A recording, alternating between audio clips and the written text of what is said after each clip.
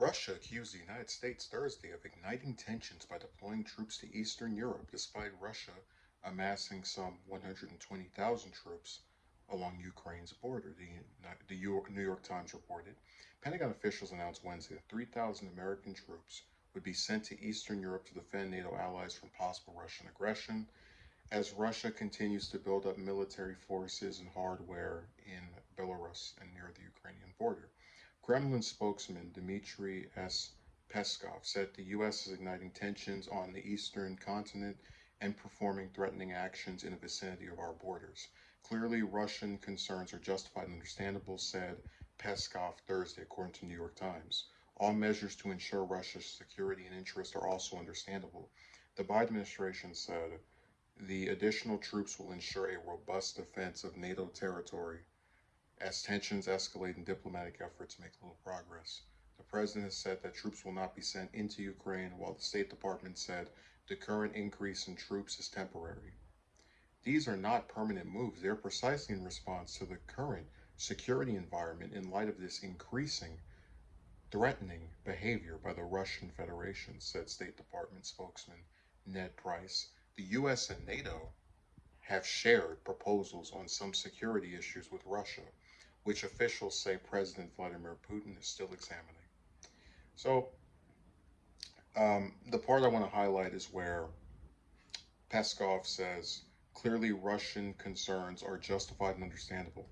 And I agree with that. I think if the situation were reversed and we had Russian troops in the vicinity of American borders, you would see Biden giving speeches about how they're encroaching on our continent and they're being very threatening to Americans. And if they decided to go, strike against us, whether that's by sending troops to our region or imposing sanctions, which is something that looks like we're going to do to Russia very soon, you would see the U.S. respond in a way that's very very hypocritical. Pretty much the way we frame things is always, if we do something to you, it's good, but if you do something to us, even if it's the same thing, it's bad.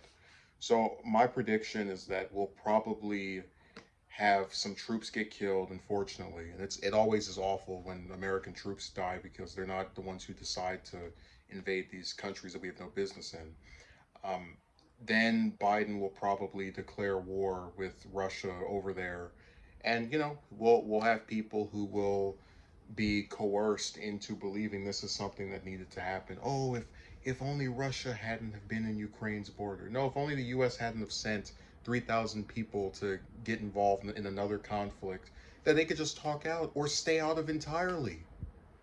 And that's why the US military to me has always been such a joke. It's like you have these honorable citizens that sign up for what is supposed to be conducive to service, and they fight in these conflicts that have nothing to do with defending fellow Americans and are just a bunch of old men in suits having these like proxy battles of who's more authoritative. Um, and even though I'm no fan of Putin. We've talked about him before. It's hard to not agree with Russia. We are igniting tensions where, when we're deploying troops to a continent that has nothing to do with us. Oh, NATO, yeah, we've already talked about how allied regions and actually being concerned about each other are a joke, and we can discuss that more than in another segment. Um, we're talking about doing troops. We have bipartisan support for that. This conflict is going to keep escalating until we lose some service members, and we're going to lose them in something that was completely preventable, um, because Biden, after ending Afghanistan and getting out of Yemen, even though he still sells weapons to the Saudi Arabia government to continue, killing people over there, is going to get a free pass.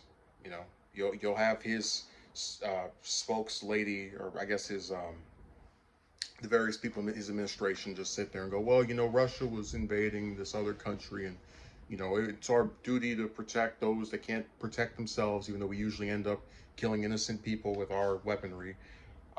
You'll see the same thing repeat itself this year because all the signs are there.